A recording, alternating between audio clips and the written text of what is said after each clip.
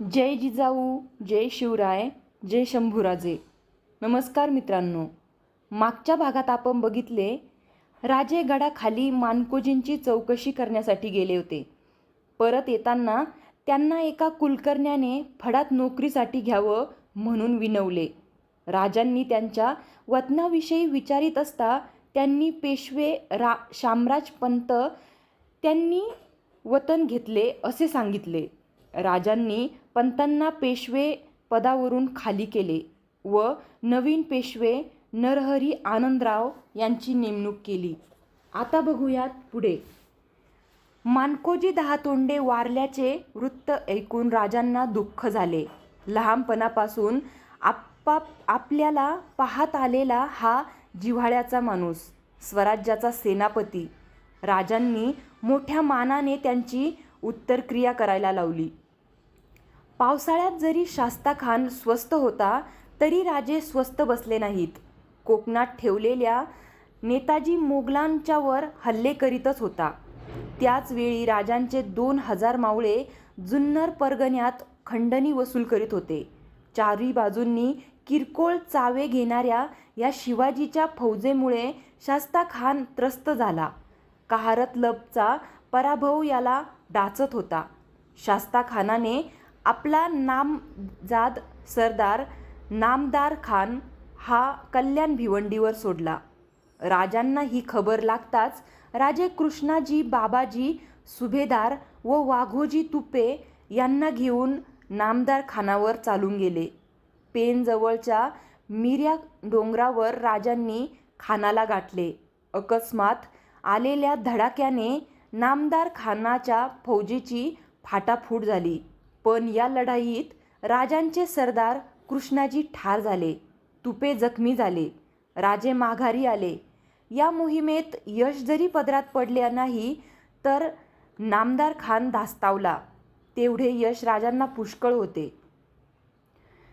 नामदार खानाची मोहीम आटोपून राजे गडावर आले.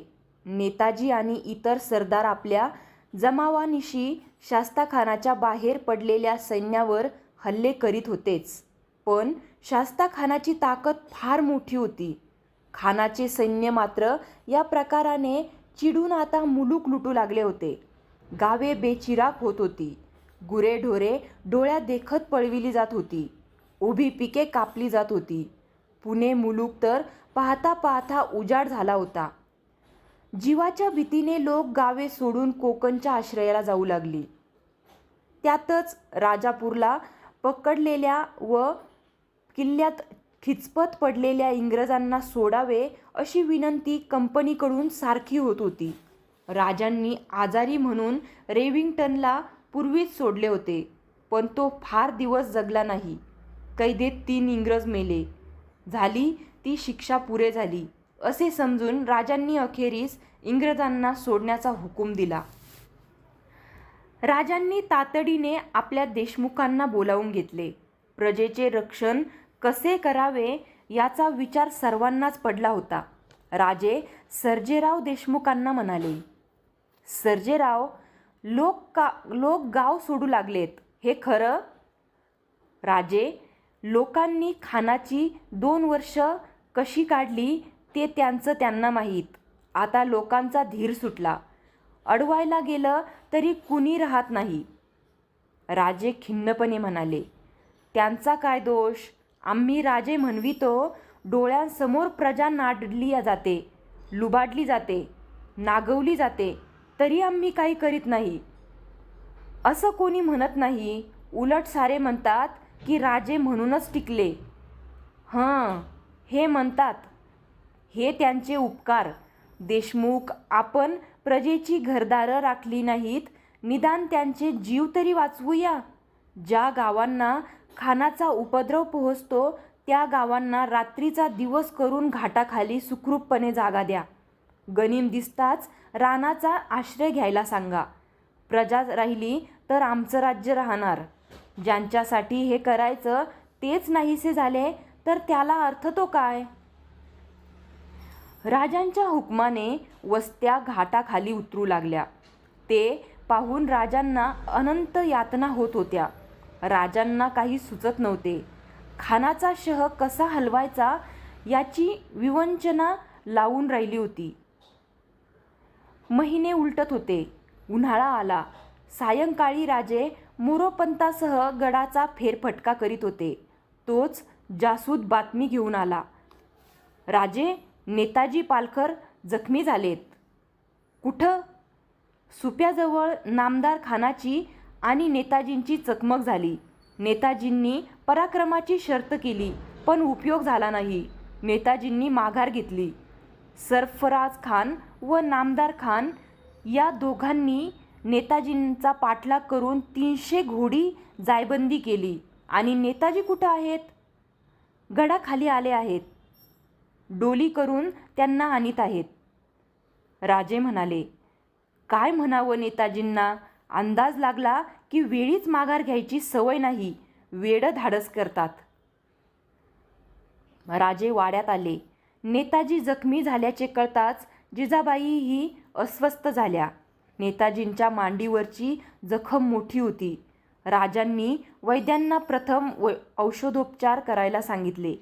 नेताजी ग्लानीत होते. रक्तस्रावाने पांढरे पडले होते. वैद्यांनी पट्ट्या बांधल्या. वैद्य म्हणाले, काळजीचं कारण नाही. रक्तस्रावामुळं अशक्तपणा आला आहे. नेताजी हातीपायी सुरक्षित आहेत. हे ऐकून राजांना समाधान वाटले.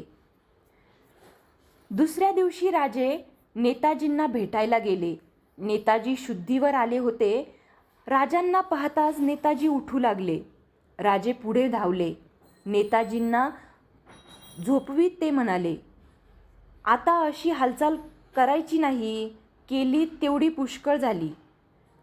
पडल्या जागी नेताजींच्या डोळ्यातून अश्रू झरले.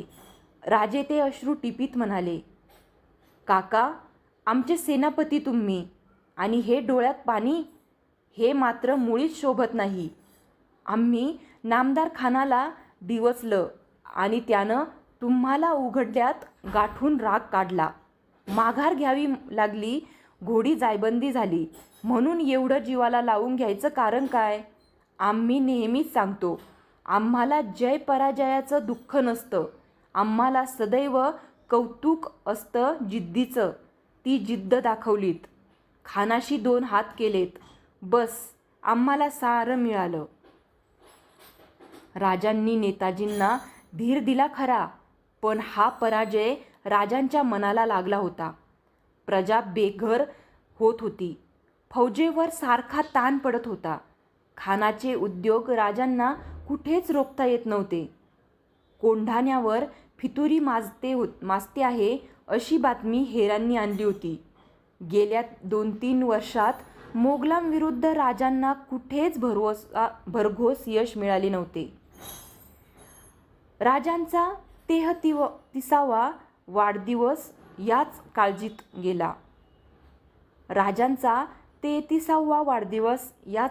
गेला. पाडवा आला. गडावर गुढ्या उभारल्या गेल्या. रंगेबेरंगी वस्त्रांनी सजलेल्या, आकाशात चढलेल्या गुढ्या राजे पाहत होते. जिजाबाईंनी गुढीपूजेसाठी राजांना बोलावले. राजे गेले. त्यांनी पूजा केली. गुढीवर अक्षदा टाकताच त्यांचा हात डोळ्यांकडे गेला. जिजाबाईंनी विचारले, काय झालं राजे? काही नाही, आठवण झाली. कुणाची? दुसऱ्या कुणाची? आमच्या कमजोरीमुळं घरादाराला मुकलेली जी प्रजा आज रानावनाचा आश्रय घेऊन आहे तिची. तिचा पाडवा आज कसा साजरा होत असेल? राजे उठले आणि कुणाकडेही न पाहता तडक आपल्या महाली गेले.